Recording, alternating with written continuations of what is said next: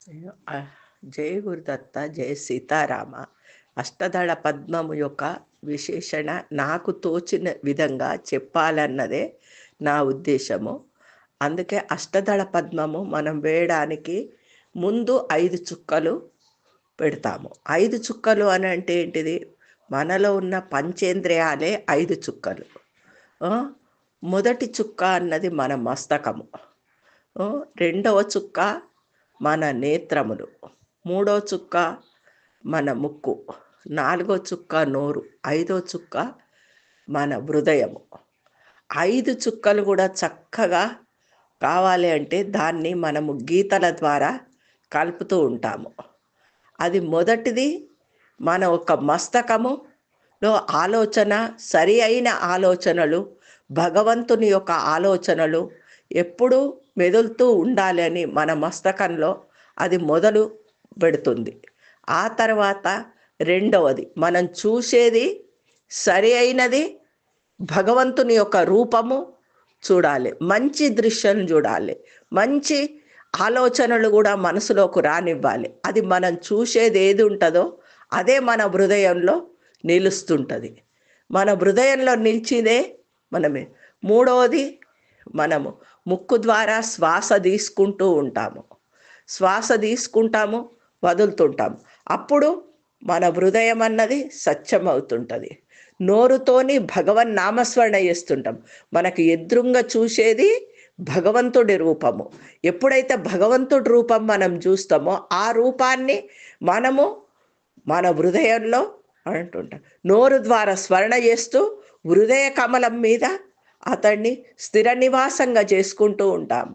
అందుకే ఇవి పంచేంద్రియాలు సరి అయిన మార్గంలో నడవాలి అంటే భగవంతుణ్ణి అష్టదళ పద్మము అంటే లోపల ఉన్న మన హృదయము ఒక కమలములో భగవంతుణ్ణి స్థిరంగా చేసుకొని మనం నిరంతరము ఆ పరమాత్మని రూపాన్ని ధ్యానిస్తూ ఉండాలి. భగవంతుడు మన హృదయంలో ఉండడానికి మనం ఈ పైన కనిపించేటివి అన్ని జ్ఞానేంద్రియాలన్నీ సరి అయిన మార్గంలో మనం నడిపిస్తూ ఉంటే పరమాత్ముడు మన హృదయంలో తప్పకుండా స్థిర నివాసం చేస్తాడు అనడానికి కారణం ఏంటి?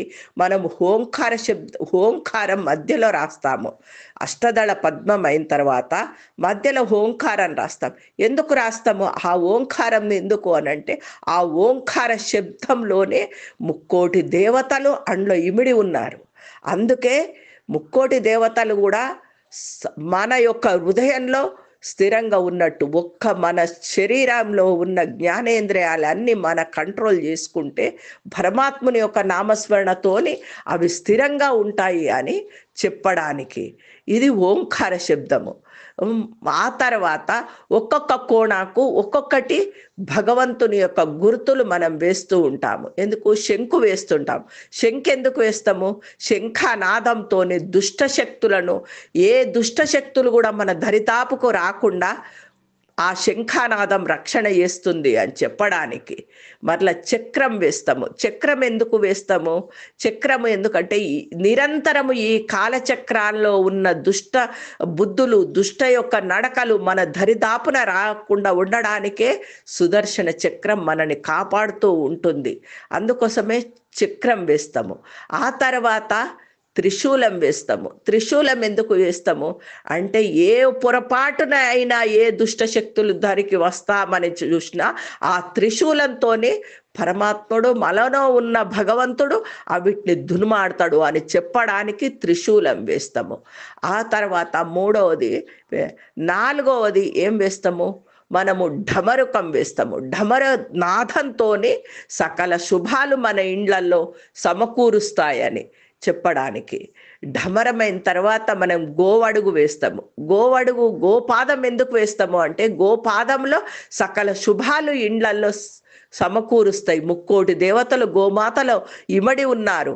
అందుకోసం గోపాదమన్న వేసుకొని మనం పూజించాలి అని గోపాదం వేస్తాము. తర్వాత పద్మం వేస్తాము. మామూలు పద్మం ఎందుకు వేస్తామంటే నాలో ఉన్న పరమాత్మ నువ్వు స్థిరంగానే ఉండు అని చెప్పి చిన్న పద్మం వేస్తాం. ఆ తర్వాత స్వస్తికి వేస్తాం. స్వస్తి అంటే స్థిర నివాసము అన్న అర్థము. ఇది నాకు తోచిన విధంగా మీకు అష్టదళ పద్మం యొక్క వివరణ చెప్పాలి అన్నది. మన శ్వాస తీస్తూ ఉంటే భగవంతుడు యొక్క శ్వాస మనలో ఉండి తీపిస్తూ వదులుతూ ఉంటాడు.